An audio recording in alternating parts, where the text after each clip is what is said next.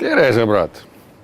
Teate, mille järgi saab aru, et kevad on? Esiteks ma olen õues, ma olen särgiväel, selle järgi saab aru.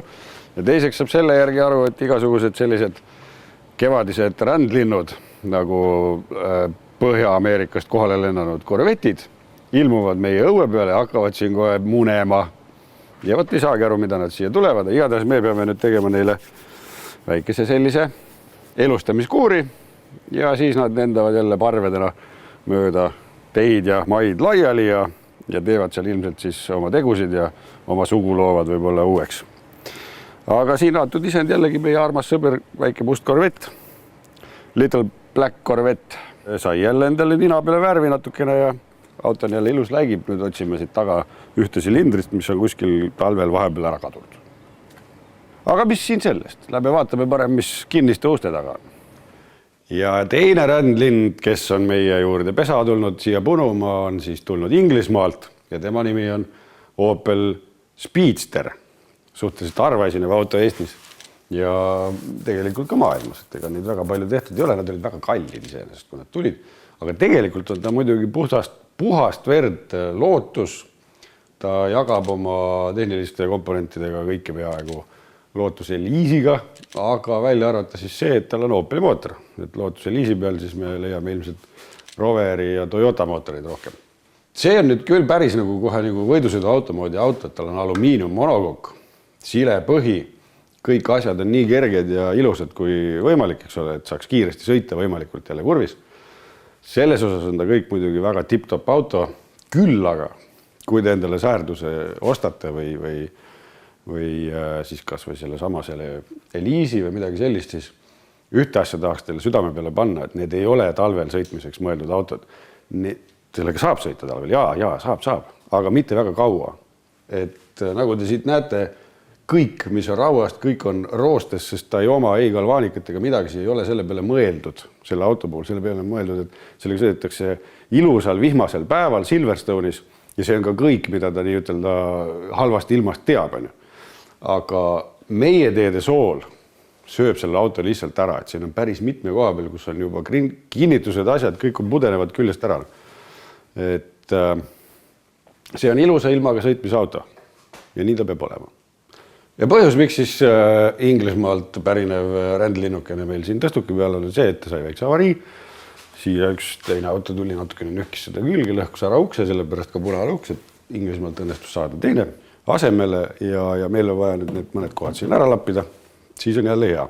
Küll aga kui me hakkasime siis nagu seda kõike nagu ette võtma ja tegema, siis selgus, et ta on ka ennem saanud avarii Eestis ja siis talle sõideti tagant sisse. Ja see, mismoodi see oli siis kindluse poolt lastud kokku kõmmelda, see oli lihtsalt ropp. Sissepoole olid needitud väljapoolt niimoodi popneetidega rauatükid või plekitükid ja siis oli lihtsalt pahtlid täis laotud auk. No mõni ime siis, et aasta pärast olid niisugused punnid seal stange peal, sest need needid ronisid sealt välja lihtsalt. Et kui teil on klaasplast auto, siis ikkagi ja on kindlustusel aks, siis palun pöörduge kuskile, kes on vähemalt näinud, mis asi on klaasplast ja oskab sellega midagi peale hakata. Te peate ise selle eest seisma hea, et see suvalises kohas tehakse see asi nii, et tuleb see pärast jälle uuesti ümber teha. Palju on küsitud meie käest, et kuidas ikka Aiari projektil läheb ja väga hästi läheb. Tip-top. Näed, kogu aeg muudkui pahteldan ja nühin.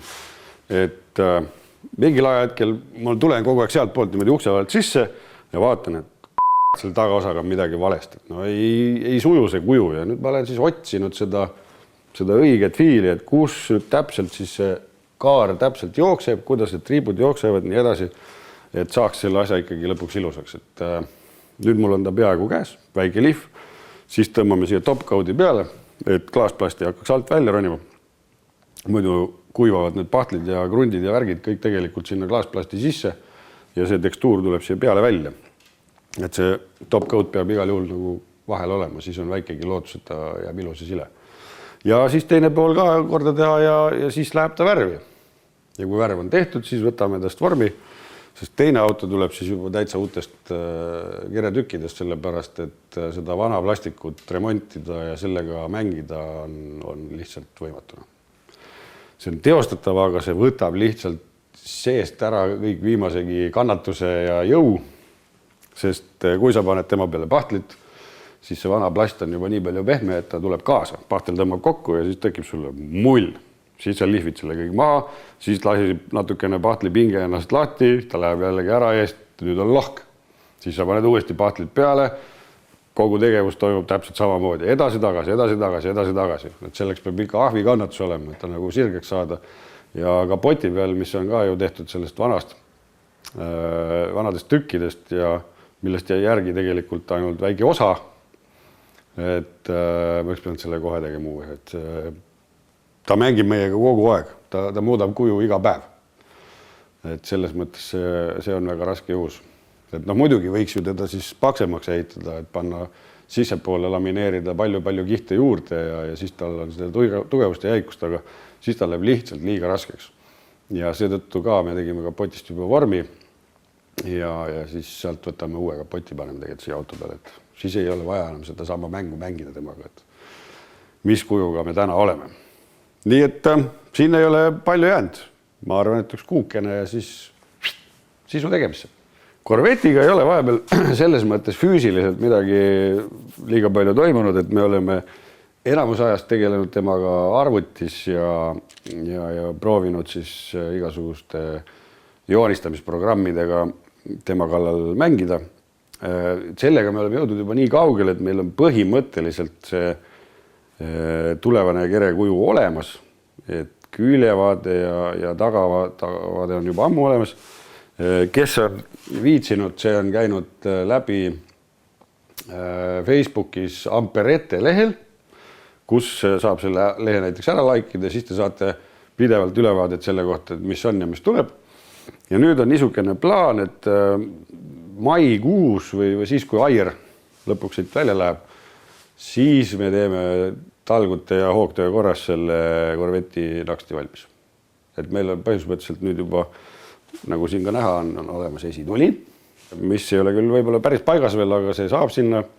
Ja see tähendab seda, et nüüd meil on kõik need kabariidid, pikkused, laiused, kõrgused on meil teada, kuhu need asjad tulevad ja nüüd saab selle asja enam-vähem valmis teha. Või siis päris valmis, ehk siis paistab, et eks nende tegemistega ole ju ikka, et sellised oma lõbuks projektid, et need ju alati sõltuvad ajast ja rahast. Ja tahtmisest muidugi ka, aga tahtmist on meil kõvasti. Mis oli nagu lahe selle projekti puhul oli see, et sai pandud kusagil Ameerikamaa iseehitajate foorumisse pilt sellest autost, et näed, meil on niisugune plaan teha selline auto ja siis sealt kirjutas mulle üks mees, ütles, et jube lahe projekt teil, et teil üldse ei ole võrdi sünged tüüdvid seal Eestis ja et mina tahan ka aidata teid, ma aitaks hea meelega täitsa tasuta, et ma joonistaksin seda disaini ja kui vaja on ja nii edasi. Et nüüd me oleme e-maili teel niimoodi suhelnud temaga ja tema on aidanud meil need asjad nagu heaks saada, et see töö käib veel edasi, aga ma loodan just, et mai lõpuks on meil ka need viimased pildid juba üleval ja valmis, et milline ta siis tuleb ja me siis hakkame mühinaga ehitama.